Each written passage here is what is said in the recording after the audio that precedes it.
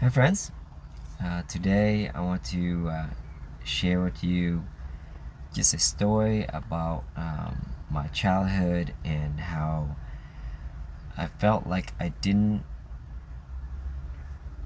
get enough love when I was a child, and just looking back, seeing how that has affected my life, my dating life, and just being a person that I turn into as a result of that. And the reason why I'm sharing this story is because I feel like it's important to kind of look back in our childhood, because I feel like growing up to childhood to teenager years, we perceive a lot of things that happen in our childhood, whether it's pleasant or not pleasant, and we set a certain belief in our life that shape the person that we are, and that affects our dating life, and it also affect our personality and how we are. And to change and be aware of our personality and to continuously grow, just trying to be a better person, I think it's important to look back into our childhood and through our early years, just to see and remember what kind of beliefs that we have or we had.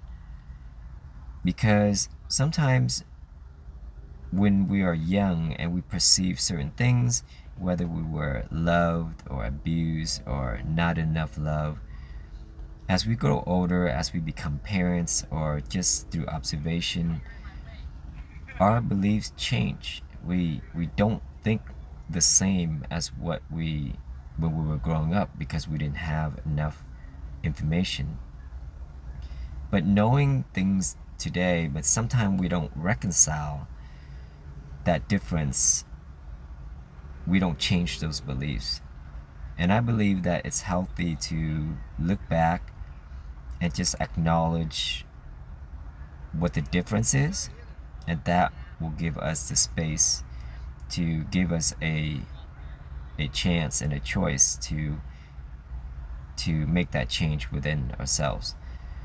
So today I want to share you just my personal story. Of course, my story is going to be different from everybody else's story, but I believe that every one of us have a story, and the emotion can be very similar, and some of the beliefs can be very similar, even though our stories are different. So just gonna get into just a little bit my childhood. I was born in Vietnam. My parents were divorced at an early age, that even before I can remember, probably 2 3 years old. I'm not really sure, but all I can remember is my dad and my mom were separated. I came to America when I was 6 years old. I never really had or remember anything about my dad, very vague. And when I came to the US, well, when I was young, I never had a close relationship with my mom either, because my mom would travel and she went and dance and sing, and she just traveled a lot. I really don't remember much with my mom. I remember I was sent to my aunt's house, my grandma's house.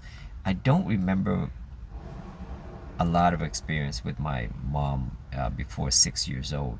And I do remember one time she dropped me off at my grandma's house, and there was my two aunts sitting in front, just cutting potatoes or whatever they were doing.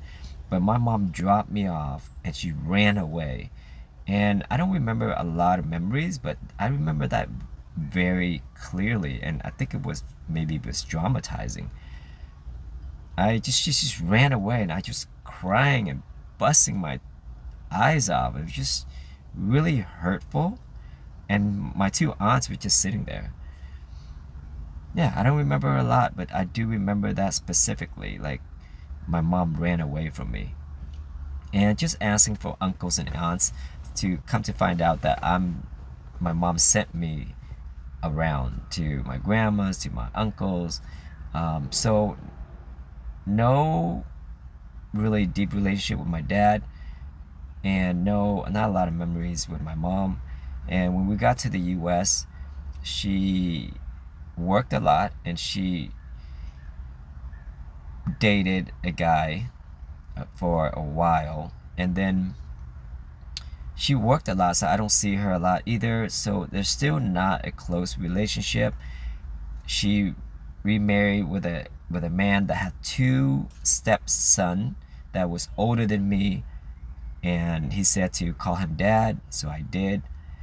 And the two kids were very they're bullies. They were like, "Oh, you don't have a dad? Why are you calling our dad dad?" And that just like, and that time I already called him dad, so I can't really take it back. But it just doesn't make me feel good. And them being kids, just bullies, they just don't like me. And every time they would pick on me or something's going on, and if my mom knew about it, she would yell at them, and then afterward they would hate me even more. So that didn't really help. So growing up with these two bullies, they didn't like me at all. And one of the kid, they were just doing a lot of stuff that, just thinking back, it's pretty abusive, I guess. And they would play, like they would throw me in the pool and I would swim, and then I'll try to swim up. I don't know how to swim, and the older brother would just push me down constantly in the water, and I'm literally thinking I'm gonna die, like swimming up, and this guy constantly pushing me down as I'm trying to get up. And I don't know why I don't remember a lot of things, but these must be very traumatizing for me to remember that, not just to think back. And they just play the most cruel games like that, like when I think I'm literally going to die. It's just terrible. And he plays this other game. It's not even a game. I don't know what it is. I don't know if he's trying to kill me or what is it, but he's bigger and stronger, and he would take his hand and come sit behind my back and come and cover my nose and mouth, and where I cannot breathe, like literally where I cannot breathe, where I'm thinking, just when I'm about to run out of breath and die, he'll let go. And he does that so many times, and it's just like terrible. And there's like the motor in the car, the little toy cars, and they would tie like a straight, like a wire, a metal wire, and it will rotate like a helicopter, and they will like kind of like trying to put it to my body and kind of hurt me in that way. One time they're playing a game, the hanger with the tube, and they tie a rubber band at the end of the tube. They use the barbecue stick and shoot it, and one time it shot me in the eye, like literally half an inch, or else I would have been blind. Just thinking that, and then they shot me in the ass. We had to yank it out, and there was blood bleeding, and I got so mad I just left the house. It's just thinking back, it's just not very pleasant. They really hated me, I think. And then later on, one of the brother had a twin brother that came over from Vietnam as we got older. So now I got three stepbrothers that don't like me. And just thinking back, so I don't have a relationship with my dad. I don't have a very good relationship with my mom. Every time my mom would come home, she see me, she would say, just yell at me. She's like, "Have you showered yet? Have you done your homework? Have you?" It's just hard love. It's not to say that my mom don't love me. I know that she loves me in a different way, that she goes to work and provide for me, and that is the love. But what I'm talking about is just when I was young and I didn't perceive that love, and how I felt. And I remember in junior high, I lived with my cousin. I lived with my cousin, and uh, and his mom was hard on him too. But there was a time when I saw them laying together and hugging and messing around, hugging each other, and I felt so like jealous. I felt so jealous because me and my mom never had that. Like she never touched me or hugged me or kissed me or anything. And I got really emotional. It's like, ah, Like my mom was doing well financially, but I was thinking, money is not everything. It's it's love related. I don't know why I thought about that, and it was very emotional for me. And I remember laying in my mom's bed one time watching a movie with her, and we don't do that often. And she kind of touched my ear a little bit, and I felt so weird. I felt so weird, like because she never really touched me or really kissed me or hugged me or anything, and that felt really weird. It's weird that I could just remember a glimpse of these things with my mom, and she would always be the one that's just calling and yelling, say what she has to say, and then hang up. So it's never been. I know she doesn't do it intentionally or trying to be a bad mom or anything, but I'm just sharing how I felt, and I didn't have that basically loving relationship. And basically through my whole life, when I go sleep, she'll come home from work late. When I wake up, she's still sleeping in her room, so I never see her throughout the week, and only on the weekend when she's putting on her makeup, and she would find things to yell at me or say something about it. So I actually really didn't feel like I wanted to see my mom because she always yelling. So just seeing that, and that was basically my childhood and growing up. Never really a close relationship with my mom, not no relationship with my dad.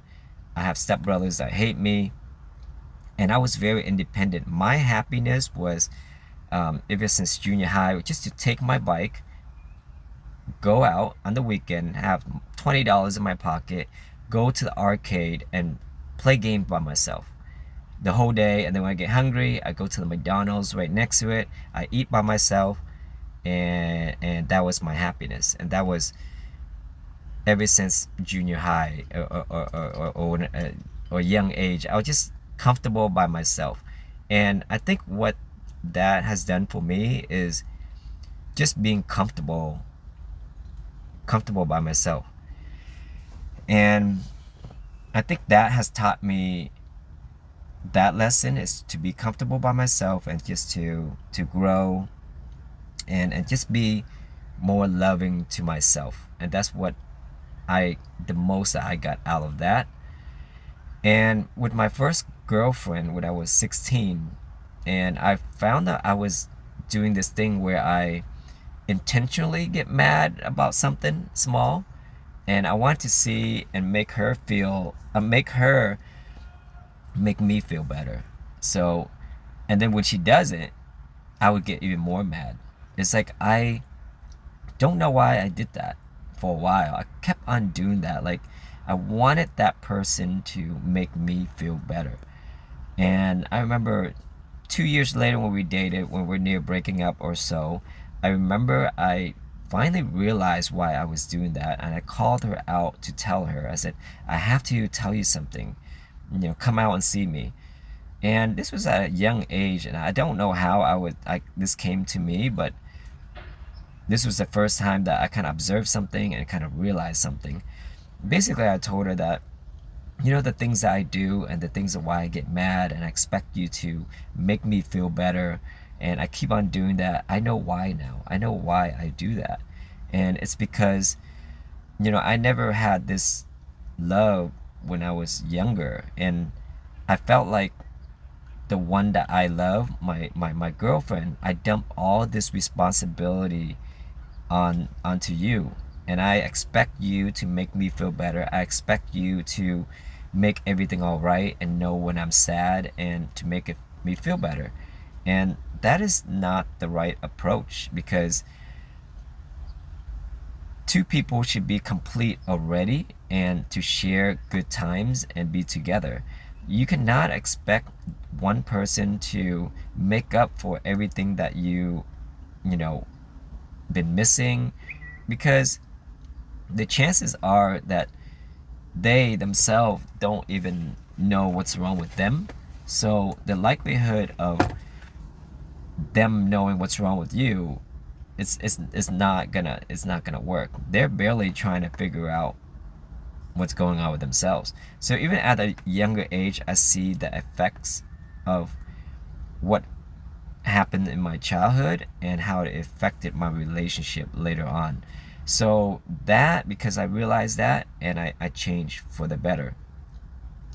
And another thing that now that I'm a lot older, and as I grow older, I don't have any resentment to my mom or to anyone, because, but looking back, I can see how that has affected me, and just what I've grown from that. I guess why I'm telling the story is that we all have hardship when we were younger, but it's a choice now that in our life we have to look back. How does that affect me today? Because sometimes I can see it easily that if we don't clear out these emotions and learn from these things, it's going to carry over to the relationship that we have today. And it could be, our dating life or in our relationship. Something that happened to us, whether we don't have a good childhood with our parents, or even, bad relationship, dating relationship when we were younger. These things can scar us and affect us. And these are the limiting beliefs that is working in on the background, and we don't know why we do the things that we do. We don't know why we're giving the other person a hard time. We don't know why we are running away from our problems, and we don't want to face it because certain emotion comes up that's related to our childhood or to our younger experiences with dating and family. So I would say it's so important to take time to kind of reflect how our childhood was, and what are the emotions that we felt before, and do we feel the same emotion today, and is that the person that we want to be like, and how do we change it? And these are things that are very simply said, but is tricky to practice. And I think it's the core, because these are the core beliefs that ever since that we have grown to adopt. And if we don't take the time to unravel these things, these are the foundation of what makes our relationship with our friends, relationship, our dating life, and relationship with our family.